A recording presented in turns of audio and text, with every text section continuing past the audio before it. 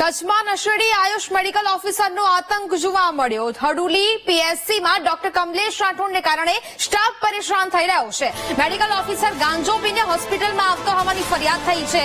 નયાપર police મથકે અગાઉ ફરિયાદ થઈ હતી। આરોગ્ય વિભાગે જે તે સમયે માત્ર નોટિસ આપીને સંતોષ માની લીધો હતો।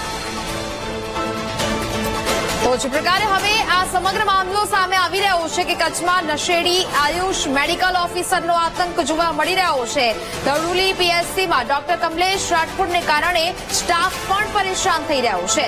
મેડિકલ ઓફિસર ગાંજો પીને હોસ્પિટલમાં આવતો હોવાની ફરિયાદો છે તે ઉઠી રહી છે। દયાપર પોલીસે હાલ તો ફરિયાદ છે તે નોંધાઈ છે। આરોગ્ય વિભાગે જે તે સમયે માત્ર નોટિસ આપીને સંતોષ વ્યક્ત કર્યો છે, પરંતુ હવે કાર્યવાહીને લઈને પણ સવાલ ઉદ્ભવી રહ્યા છે। સંવાદદાતા ભરતસિંહ ફોનલાઈન પર જોડાયા છે। ભરતસિંહ, કચ્છમાં નશેડી આયુષ મેડિકલ ઓફિસર છે તેનો આતંક જોવા મળી રહ્યો છે। ફરિયાદ નોંધાવવામાં આવી છે, છતાં પણ નોટિસ આપીને સંતોષ માની લેવામાં આવે છે। કોઈ કાર્યવાહી કેમ નથી થતી?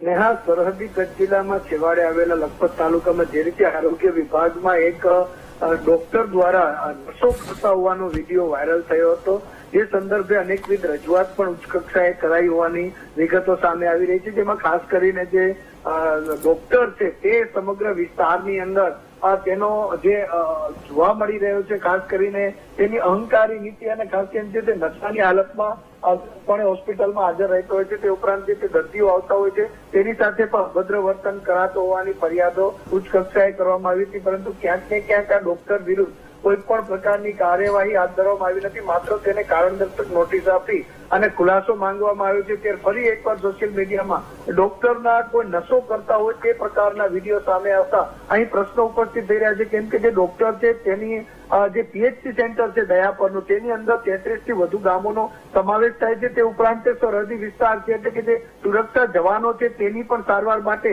આ પીએચસી સેન્ટર ખાતે આવતા હોય છે। ત્યારે આ પ્રકારના ડોક્ટર કે જે નશો કરીને પોતાના દર્દીઓની સારવાર કરતા હોય છે અથવા તો નશો કરીને હોસ્પિટલ આવતા હોય છે, તે કયા પ્રકારની સારવાર કરશે તે પણ અહીં પ્રશ્નો ઉપસ્થિત થઈ રહ્યા છે। હાલ તો સમગ્ર વિડીયો વાયરલ થતા ચોક્કસથી સમગ્ર કચ્છની અંદર ચર્ચા મૂકી છે। હવે જોવું એ રહ્યું કે આગળની કાર્યવાહી આ ડોક્ટર વિરુદ્ધ શું થશે।